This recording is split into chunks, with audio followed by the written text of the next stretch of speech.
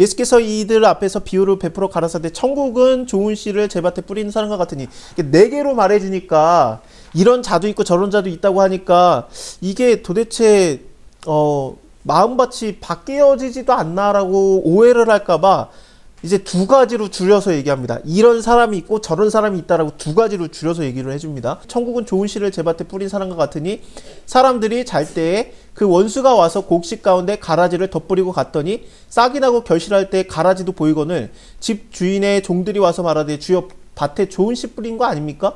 그랬더니 가라지가 어디서 생겼습니까? 주인이 가로되 원수들이 이렇게 하였구나. 종들이 가로되 그러면 우리가 이것을 가서 뽑기를 원하나이까? 주인이 가로되 가만두어라. 가라지를 뽑다가 곡식까지 뽑을까 염려하노라. 둘 다 추수 때까지 함께 자라게 해두어라. 추수할 때 내가 추수꾼들에게 말하기를 가라지는 먼저 거두어서 불사르게 단에 묻고 곡식은 모아서 내 곡간에 넣으리라 라고 하는데, 이 밑에 그 36절부터 이 비유에 대한 해석이 나오지 않습니까? 근데 다시 그냥 위로 와서 그냥 보겠습니다. 그냥 25절부터 보면은 좋은 씨를 뿌린 주인은 하나님이고 밭은 이 세상이고 그 다음에 말씀이 뿌려진 거죠. 그래서 천국은 이와 같다라면서 말하는 건데, 여기서 그 가라지는 원수가 뿌린 씨고, 그쵸? 그래서 믿지 않는 자들입니다. 말씀을 받지 않는 자들이고, 그리고 좋은 씨는 믿는 자들이고, 추수꾼들은 누구냐면은 천사예요. 사람이 아니에요. 여기 39절에 가라지를 심은 원수는 막이고 추수 때에는 세상 끝이고 추수꾼은 천사들이니, 천사들이에요. 추수꾼이 아니에요. 우리는 사람이 추수꾼이 아닙니다. 그럼 요한복음에 나오는 보라 추수할 것이 많도다 휘어졌도다, 그건 또 뭔 소리냐? 그건 요한복음 나중에 얘기합시다. 지금 이거에 집중해야 되니까. 자, 추수꾼은 천사입니다. 하나님이 말하는 게 뭡니까? 천사 너네도 가라지와 알곡을, 좋은 씨와 그 가라지를 구별하지 못한다라고 했어요. 몰라요. 그거 천사도 구분 못해요. 우리도 구별 못하고, 그 사람이 구원받을 잔지 구원을 못 받을 잔지 몰라요. 그러니까 그 사람이 여자 문제가 있고 돈 문제가 있고 사기치고 남들 등쳐먹는데 저 사람이 구원받겠느냐 못 받겠느냐 모른다는 거예요.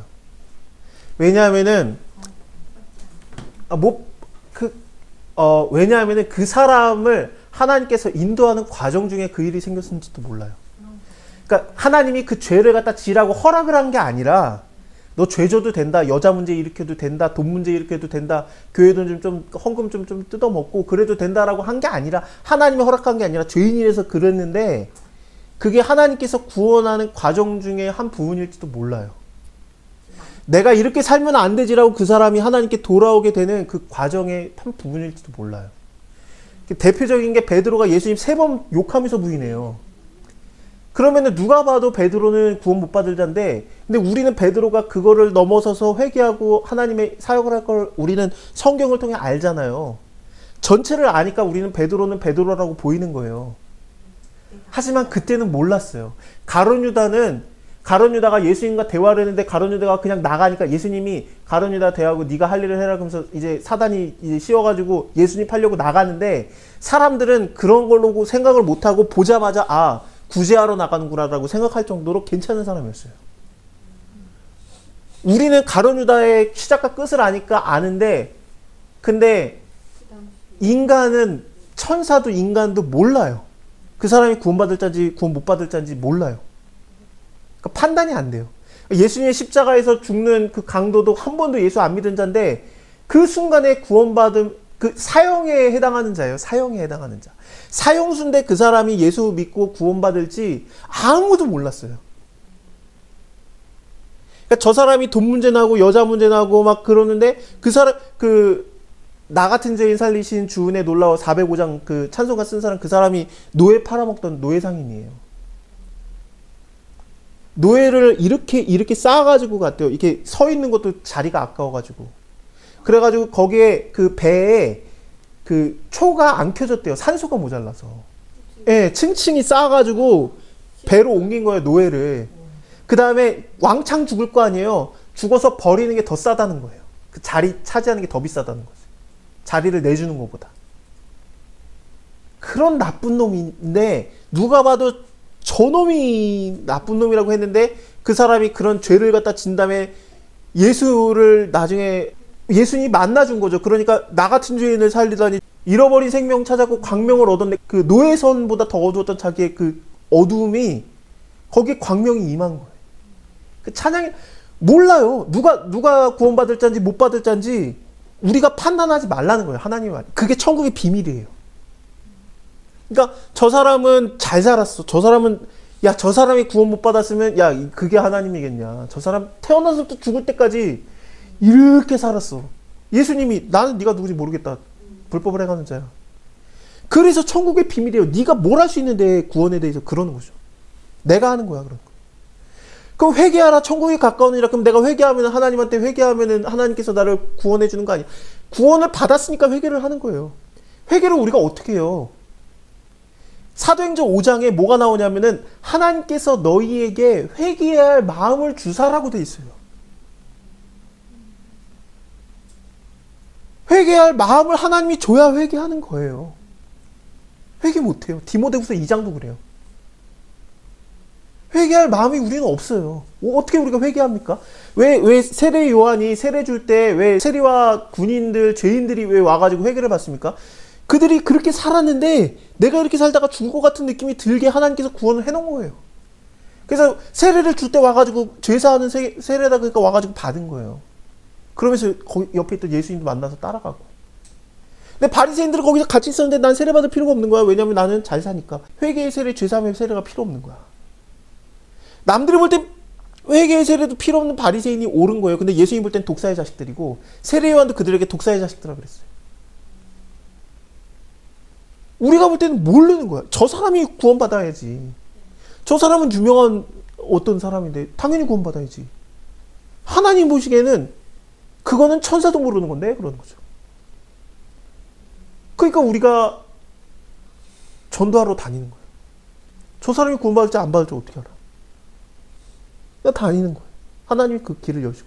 그럼 내가 구원받았냐 못 받았냐 그거 두려워하지 마세요. 천국의 비밀에 대해서 지금부터 이제 쭉쭉 나올 건데 천국의 비밀을 일단은 귀 있는 자가 된다는 게 뭐냐면은 들을 귀 있는 자가 된다는 게 뭐냐면은 그 예수님이 지금 말한 것처럼 그 의인들과 선지자들도 원했던 것을 우리가 허락받은 거예요. 무리들한테는 이것까지 안 가르쳐줘요. 이걸 듣고 그냥 잊어버려요. 첫 번째, 두 번째, 세 번째 그 씨 뿌려진 그 땅들처럼. 근데 이게 받아들여지고 열매가 나는 거예요. 100배, 60, 30배의 결실이 나는 거예요. 그게 바로 좋은 밭인 자예요. 자. 그런 자. 말씀을 받아들이는 자.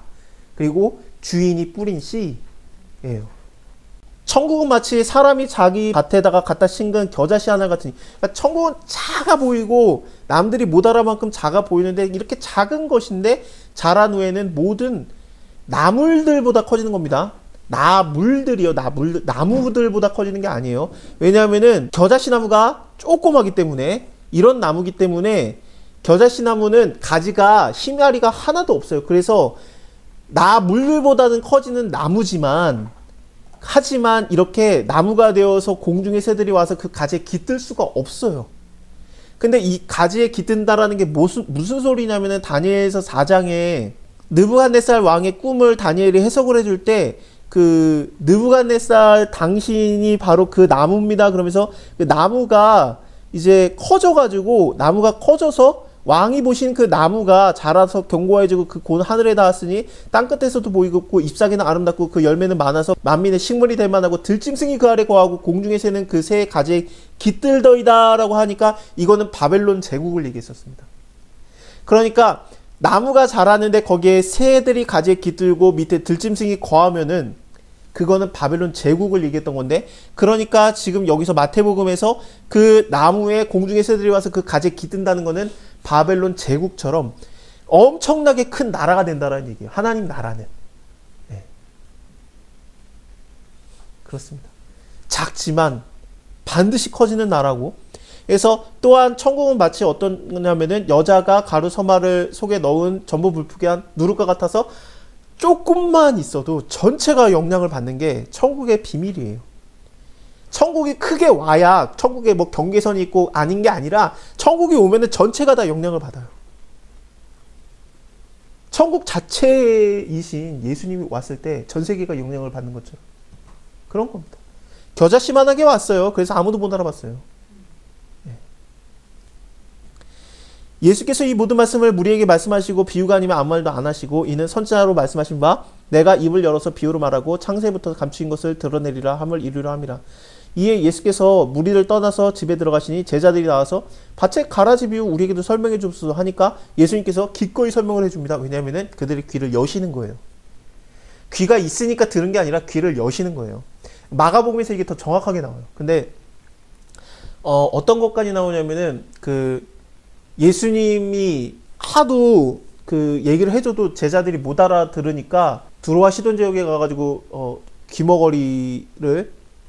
귀머거리와 벙어리를 고치실 때 귀에다 손을 대시고 에바다야 뜻하니 아람어로 뜻하니 이게 열리라는 뜻이다라고 나오지 않습니까? 그 사람 외국인이에요. 예수님이 에바다라고 하면은 아람어라서 못 알아들어요. 그러면 그 사람 들으라고 에바다 한 거겠습니까? 제자들 들으라고 한 얘기.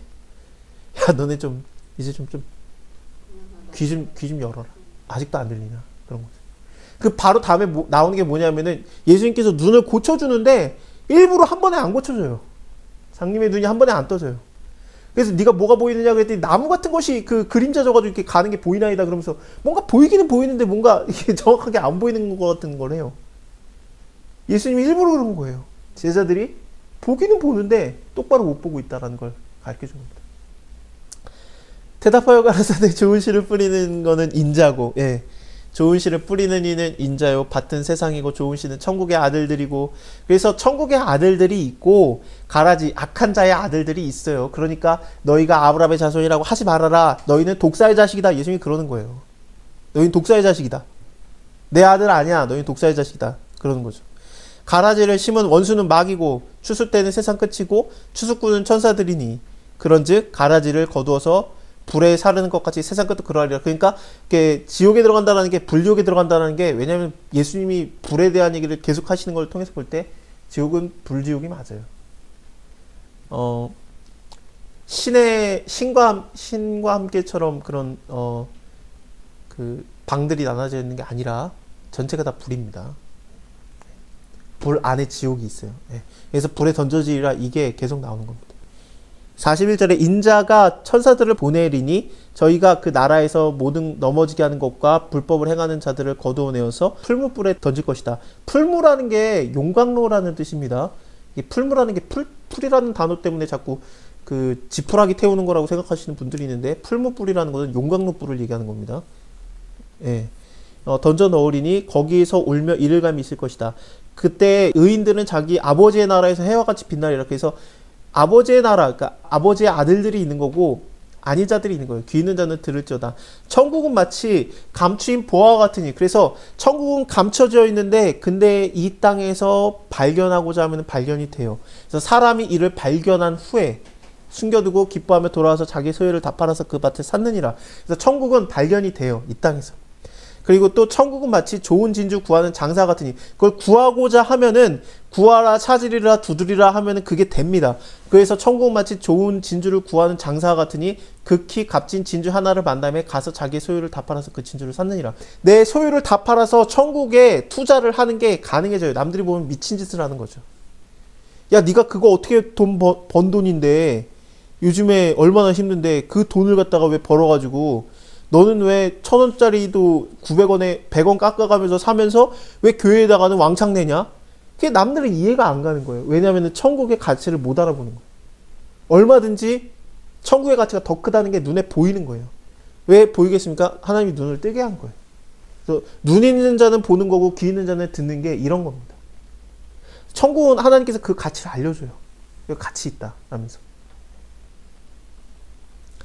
천국은 마치 바다에 치고 각종 물고기를 모으는 그물 같으니 그물이 가득함에 물가에 끌어서 내고 앉아서 좋은 것은 그릇에 담고 못된 것은 내어버리느니라.